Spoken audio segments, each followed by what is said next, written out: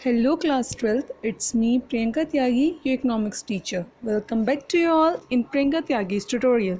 So, lastly we studied the 5 reasons for economic growth that are poor performance of public sector, deficit in BOP, inflationary pressure, fall in the foreign exchange reserves, huge burden of public debts, insufficient management. Now today we will discuss about new economic policy reform. 1991 तक जो भी economic crisis हो गए थे, economic crisis यानी कि जो भी हमारी आर्थिक क्षति हो गई थी डेफिसिट बीओपी के कारण, इन्फ्लेशनरी प्रेशर के कारण, फॉरेन एक्सचेंज रिजर्व के फॉल होने के कारण, ज़्यादा बर्डन होने के कारण डेप्थ में और इनएफिशिएंट मैनेजमेंट के कारण, तो इन सारी इकोनॉमिक क्राइसिस के कारण देश में अब हमें सुधार की ज़रूरत थी। अब देश में सुधार के लिए चाहिए था बहुत सा पैसा, इन्वेस्टमेंट, जो कि अब हमारे देश के पास बिल्कुल भी नहीं था और उसके लिए इंडिया को लेना पड़ा अब लोन।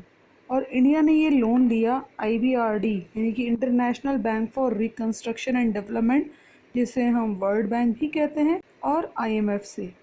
और तो ये जो लोन था ये था $7 बिलियन का और ये एक बहुत ही इम्पोर्टेंट डिसीजन था, लिया गया हमारे former prime minister doctor Manmohan Singh, जो कि उस समय हमारे फाइनेंस मिनिस्टर थे। इनके निर्देशन में ये लोन लिया गया और इन्हें ही father of new economic policy of India भी कहा जाता है।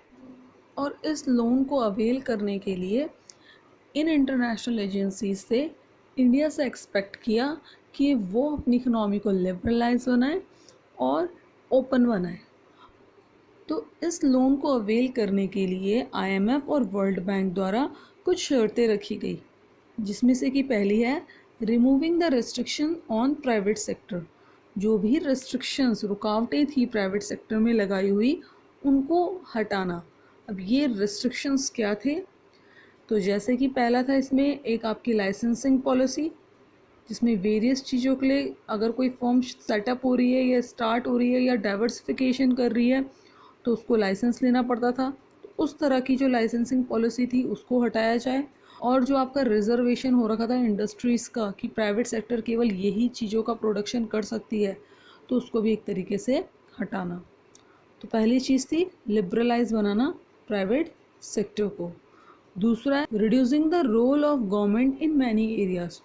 जो गवर्नमेंट का हर जगह में रोल है, जो उसकी मोनोपोली है, हर जगह में गवर्नमेंट ही कंट्रोल कर रही थी प्रोडक्शन में, तो उस रोल को भी क्या करना, थोड़ा कम करना, रोल को कम करना और एक तरीके से वहाँ पर प्राइवेट को अपॉर्चुनिटी देना, यानी प्राइवेटाइजेशन करना।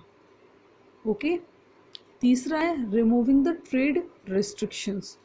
ट्रेड रिस्ट्रिक्शंस यानी कि जो भी आपके इंपोर्ट में रिस्ट्रिक्शंस लगाई जा रही थी आपके इंपोर्ट सब्स्टिट्यूशन पॉलिसी के द्वारा, तो वो रिस्ट्रिक्शंस को हटाना और आपके वर्ल्ड इकनॉमी को अलाउ करना अपने यहाँ ट्रेड के लिए।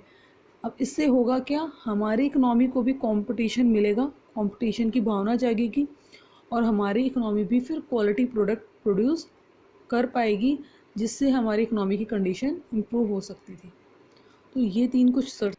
और इसके बाद 24 जुलाई 1991 में हुई हमारी न्यू इकोनॉमिक पॉलिसी अनाउंस हमारे finance minister doctor Manmohan Singh के द्वारा।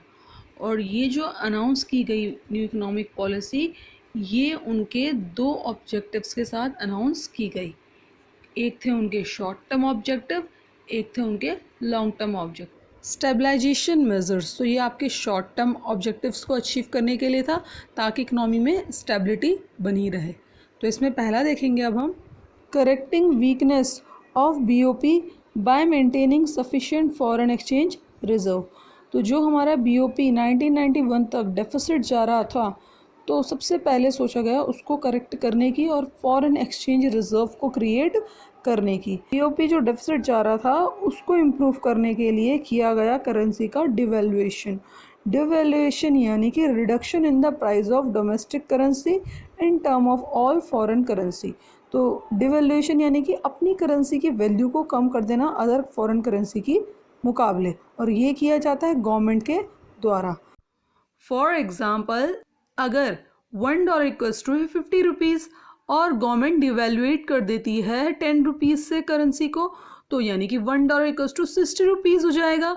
अब जहाँ $1 के बदले 50 रुपीज़ के सामान को इंपोर्ट किया जा रहा था अदर कंट्रीज़ द्वारा हमारे यहाँ से, अब वहीं $1 के बदले 60 रुपीज़ के सामान को इंपोर्ट किया जाएगा, यानी कि उनके लिए हमारे यहाँ से इंपोर्ट करना फ़ायदेमंद हो जाएगा, जिसके कारण क्या होगा, वो ज़्यादा से ज़्यादा इंपोर्ट करेंगे, ज़्यादा से ज़्यादा इंपोर्ट करेंगे तो हमारे यहाँ ज़्यादा से ज़्यादा फॉरेन करेंसी आएगी, जिससे हमारे यहाँ फॉरेन रिजर्व क्रिएट हो जाएगा।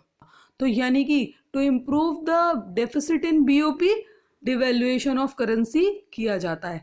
डिवेल्युएशन ऑफ करेंसी करने से क्या हुआ, फिर इंक्रीज हुआ हमारा एक्सपोर्ट, और एक्सपोर्ट के बढ़ने से क्या हुआ, क्रिएट हुआ फॉरेन एक्सचेंज रिजर्व। तो ये कुछ स्टेप लिया गया हमारे बीओपी को इम्प्रूव करने के लिए। दूसरा है controlling the inflation by keeping rising prices under control. So inflation को कंट्रोल करने के लिए गवर्नमेंट ने प्राइस में कंट्रोल किया, और बहुत से टूल्स भी होते हैं गवर्नमेंट और आरबीआई के, जिनको हम डिटेल स्टडी करेंगे मैक्रो इकोनॉमिक्स में। तो चलिए अब हम लॉन्ग टर्म मेजर्स देखते हैं।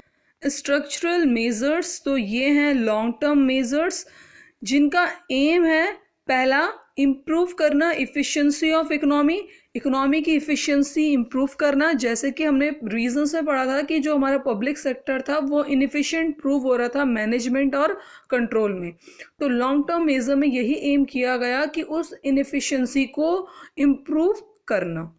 दूसरा, increasing the international competitiveness by removing the rigidness in the various segment of the Indian economy। तो जो भी हमने इंडियन इकोनॉमी में रिस्ट्रिक्शंस लगा रखे थे इंपोर्ट सब्स्टिट्यूशन पॉलिसी के द्वारा, तो उन सबको हटाना और इंटरनेशनल कंपटीशन को फेस करना, ताकि हमारी इंडिया ग्रो कर सके और कंपटीशन दे सके वर्ल्ड इकोनॉमी को।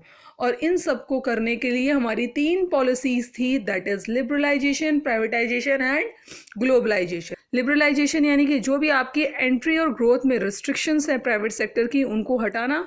प्राइवेटाइजेशन यानी कि ओनरशिप का ट्रांसफर करना from public to private sector. And the last one, integrate करना आपकी नेशनल इकोनॉमी को वर्ल्ड इकोनॉमी के साथ।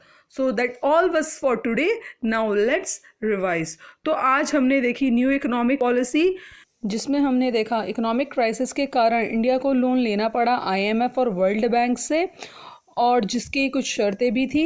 इंडिया ने सारी शर्तों को एक्सेप्ट करके 24 जुलाई 1991 में न्यू इकोनॉमिक पॉलिसी को अनाउंस किया। उसके बाद इन पॉलिसी को अचीव करने के कुछ शॉर्ट टर्म और लॉन्ग टर्म गोल्स थे। शॉर्ट टर्म एम्स को स्टेबलाइजेशन मेजर्स कहा गया, और लॉन्ग टर्म्स में हमने देखे structural measures. So that all was for today. Thank you. Please do like, share and subscribe to my channel.